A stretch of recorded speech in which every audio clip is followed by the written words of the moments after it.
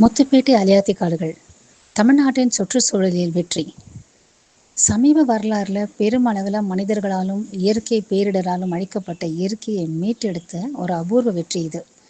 தமிழ்நாட்டின் முத்துப்பேட்டை அலையாத்தி காடுகள் இன்னைக்கு உலகுக்கு ஒரு பாடமாக விளங்குது அப்படின்னு சொன்னால் அது மிகையாகாது. அழிந்து கொண்டிருப்பதாக கருதப்பட்ட முத்துப்பேட்டை அலையாத்தி காடுகள் இப்போது நம்பிக்கையின் சின்னமாக விளங்குகிறது. இந்த மாற்றம் எப்படி சாத்தியப்பட்டது? அனைவருக்கும் வணக்கம். லெட் நேச்சர் லிவ் ஆன் என்கிற எங்களின் சேனலுக்கு உங்களை வரவேற்கிறேன். முத்துப்பேட்டை அலையாத்தி காடுகள் சுமார் 13,500 ஹெக்டேர் பரப்பளவில் பறந்து விரிஞ்சிருக்கு.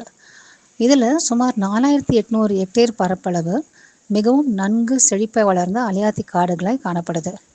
மீதி இருக்கக்கூடிய பகுதிகள் கழிவு நிலங்கள், உப்புநீர் குட்டை மற்றும் கரையாறு பகுதிகளாகும்.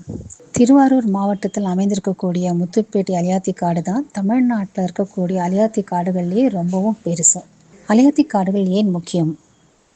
புயல், சூறாவளி மற்றும் சுனாமி போன்ற இயற்கை சீற்றங்களின் போது கரையோரத்து கிராமங்களுக்கு இயற்கை அரணாக இருந்து பாதுகாப்பது அலையாத்தி காடுகள். அலையாத்தி காடுகளை சிறந்த கார்பன் சிங்க் அப்படின்னு சொல்லுவாங்க. காற்றில் தான் வெளியிடும் கரியமில வாயுவை விட அதிகமாக உள்ளிழுத்து கொள்பவையே கார்பன் சிங்க் என்று சொல்லப்படுது. மழைக்காடுகளை விடவும் கூடுதலாக கரியமில வாயுவை கிரகித்து சேமித்து வைத்துக் கொள்ளக்கூடியவை தான் இந்த அலையாத்தி காடுகள். அதையும் தவிர அலையாத்தி காடுகள் தரக்கூடிய நன்மைகள் என்ன அப்படின்னு பார்த்தோம்னா, மீன், நண்டு, இறால் இவையெல்லாம் வசிப்பதற்கான வாழ்விடங்களை அலையாத்தி காடுகள் தருது. குறிப்பாக சிறு மீன்களுக்கான வசிப்பிடமாக இது இருக்குது. அது மட்டும் இல்லாமல் எதிரிங்க கிட்டேருந்து காத்துக்கவும், ஆக்ரோஷமான அலைகள்லேருந்து தங்களை பாதுகாத்துக்கவும் நிலத்துக்கு மேலே இருக்கக்கூடிய வேர்களை கொண்ட இந்த அலையாத்தி காடுகள் இந்த உயிரினங்களுக்கு உதவியாக இருக்குது. அலையாத்தி காடுகள் மண் அரிப்பை தடுக்கும், கரையோரங்களை உறுதிப்படுத்தும், புவி வெப்பமடைதலை குறைக்கவும் அலையாத்தி காடுகள் உதவுது.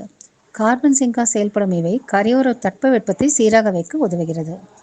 முத்துப்பேட்டை அலையாத்தி காடுகளுக்கு இடையில் ஏற்பட்ட சரிவு என்ன நடந்தது? தமிழ்நாட்டு அலையாத்தி காடுகளிலேயே மிகவும் பெரிதான இந்த முத்துப்பேட்டை அலையாத்தி காடுகளுக்கு கூட ஒரு சோதனை காலம் வந்தது.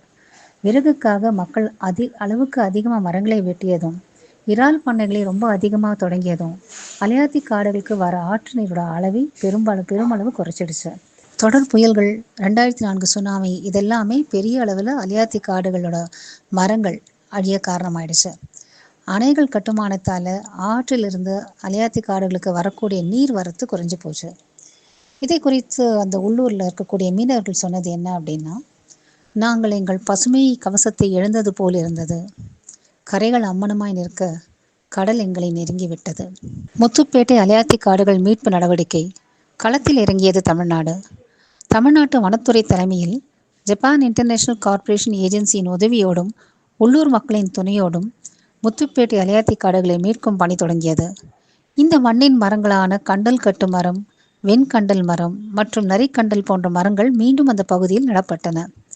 இந்த பகுதிகளில் மரங்களோட வளர்ச்சியை கண்காணிக்க சேட்டிலைட், GIS மற்றும் ட்ரோன்கள் பயன்படுத்தப்பட்டன.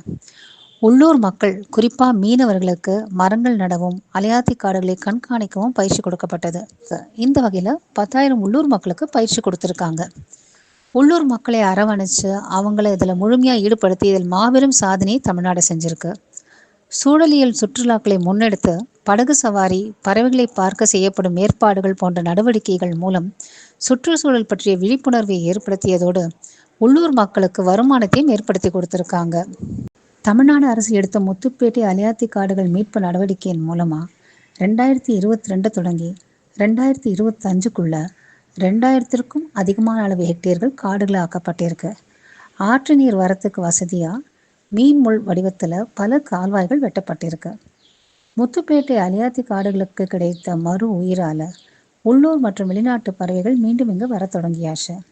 மீன் வளம் பெருகியதால் மீனவர்களோட பொருளாதாரத்தில் முன்னேற்றம் ஏற்பட்டிருக்கு. இந்த இடத்துல ஒரு தனிநபரோட முக்கிய பங்களிப்பை பற்றி நாம் சொல்லியே ஆகணும். அவர்தான் திரு சங்கர் அவர்கள்.